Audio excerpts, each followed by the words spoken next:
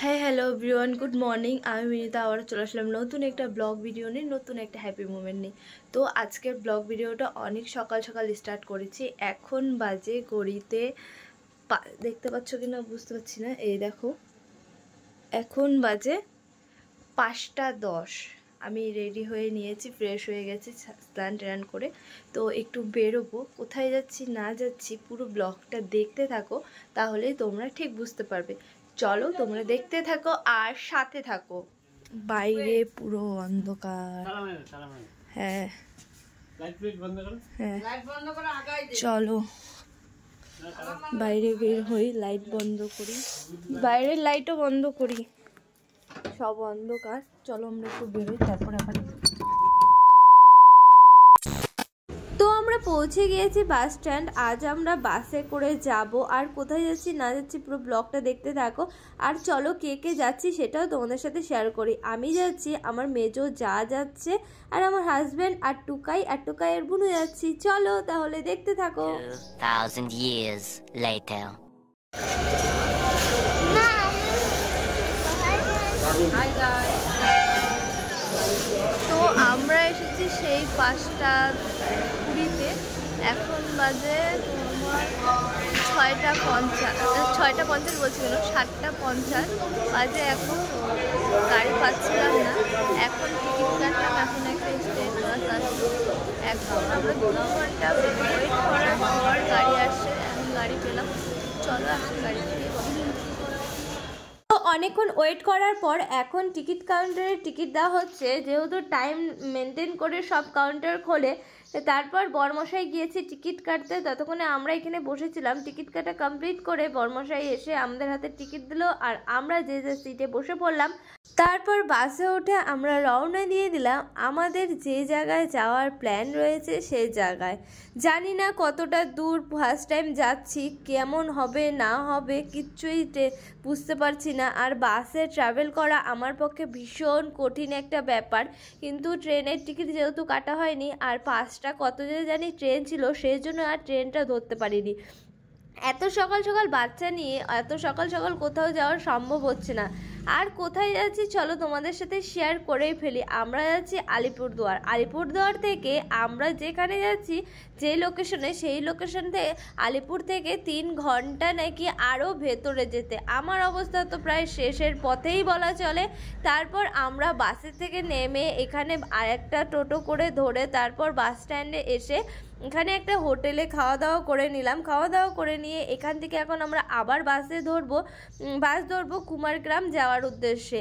আলিপুর থেকে কুমারগ্রাম লাগে নাই করে 3 ঘন্টার কাছাকাছি। আমার অবস্থা প্রায় শেষের পথেই। তারপর চলো বাস যেহেতু ধরতে হবে, বাসটা ধরে আমরা চলে যাই।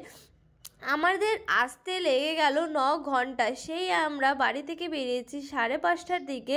এমনকি যেই লোকেশনে আমাদের আসতে হবে সেখানে আমরা পৌঁছে গিয়েছি 3টের দিকে। তাহলে তোমরাই হিসাব করে নাও ক ঘন্টা আমাদের লেগেছে। তারপর আমরা যেই বাড়িতে এসেছি সেটা হচ্ছে আমার মেজো জায়ের বাপের বাড়ি।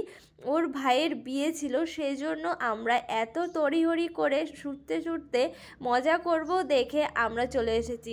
এসে কোনো মজাই করতে পারিনি, কারণ এতটা রাস্তা ট্রাভেল করে আসার পর কি আর শরীরটা সয় যে একটু সবার সাথে মজা করি, একটু এসে করি। কিন্তু কি করব, বর্মশাইয়ের কাজের সূত্রে এইভাবেই ঘুরতে হয়।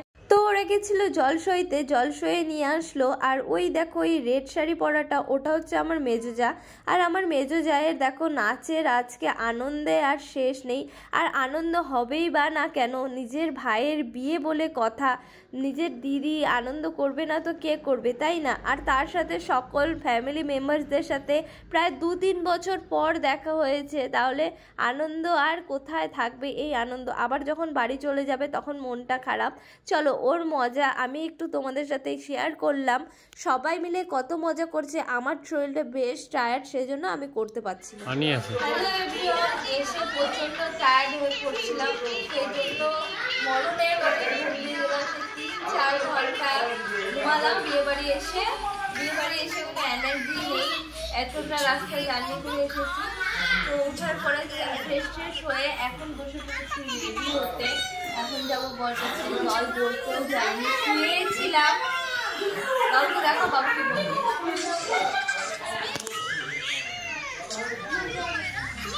বাবু রেডি হয়ে গেছে, ওকে রেডি করিয়ে দিয়েছি, এখন হচ্ছে আমি রেডি হবো।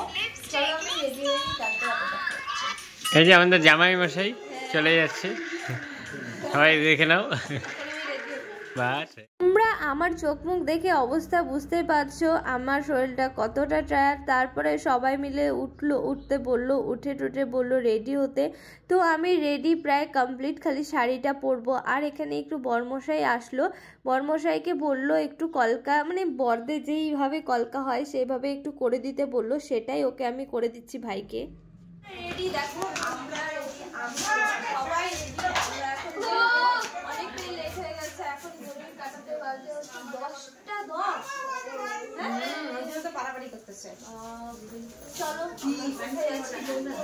জায়গা শেয়ার করবো।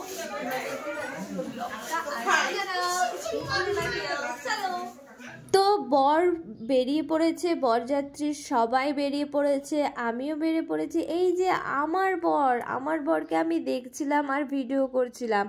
আর জানো এই জায়গাটা পুরোটাই গ্রাম। আর দেখো এই বাড়িতে একটা কত সুন্দর মন্দির রয়েছে, এই মন্দির দেখে আমার মন শান্তি হয়ে গেছে। মা কালী ছিল, এ পাশে ছিল মনে হচ্ছে মা মনসা। তো চলো আমরা এখন সবাই মিলে বেরোবো। আর এখানে কিছু নিয়ম থাকে, সেগুলো ছেলে বিয়ে করতে যাওয়ার আগে মার এই নিয়মগুলো পালন করতে হয়। আর না কি ছেলে, একটা কথা আমার এখানে খুব খারাপ লাগে, সমস্ত ছেলেরা বলে না, কিন্তু এই নিয়মগুলো না কেমন একটা জানি লাগে। যখন বিয়ে করতে যায় তখন মায়ের জন্য নাকি ছেলে দাসী আনতে যায়, এই কথাটা কেমন একটা ব্যাপার হয় না? আমার না একদমই এই কথাটা ভালো লাগে না। কিন্তু নিয়মের বাইরে কিছু তো করা যাবে না, নিয়মটা নিয়মের মতন করেই চলতে হবে। আর আমার সাথে তোমরা কার কার এমন মনে হয় এখন মাকে বলতে পারে সুন্দর করে সাজিয়ে।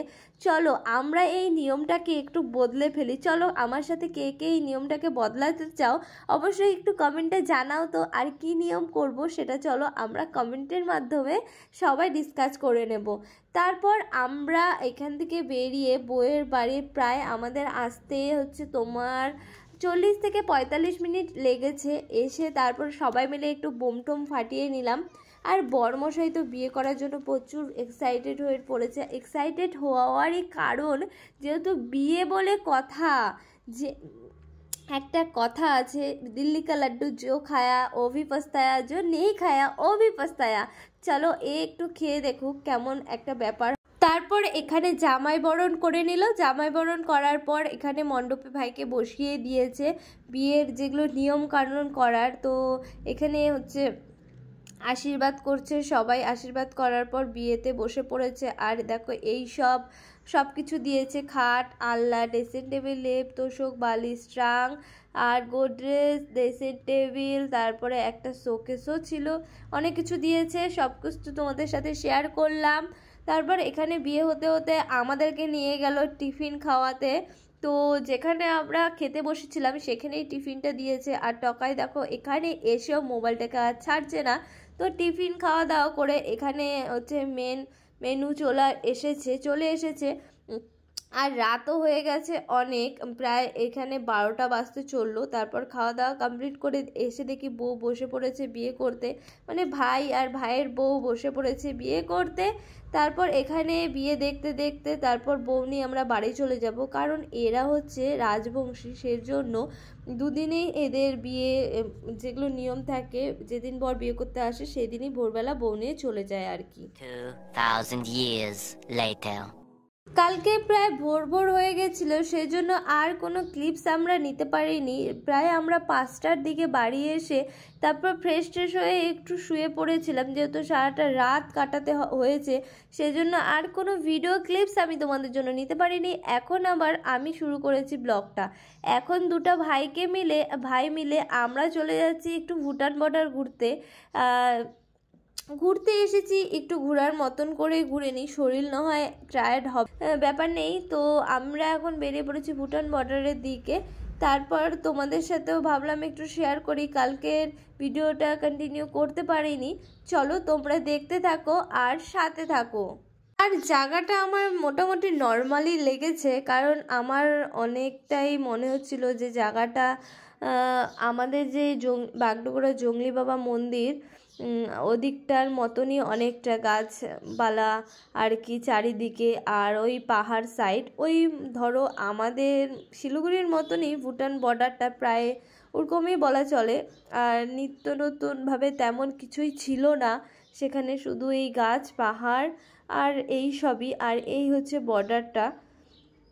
বর্ডারটা দেখা কমপ্লিট করে এখানে কিছু ফটো ভিডিও তুলে, আর সবার প্রথমে আমি এই জায়গাটুকুই আমার বেশ ভালো লেগেছে। একটা নদীটা অনেকটাই বড়, যখন এখানে জল হয় এই জায়গাটা দিয়ে আর নাকি যাওয়া যায় না, রাস্তাতে যেতে হয়। যেহেতু এখন জল শুকিয়ে গেছে সেজন্য আমরা এখান থেকে যাতায়াত করছিলাম আর কি।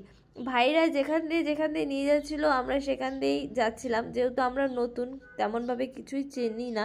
তো আজকের ব্লগটা আমি এখানেই এন্ড করছি। যদি ব্লগটা ভালো লেগে থাকে অবশ্যই like comment share and subscribe.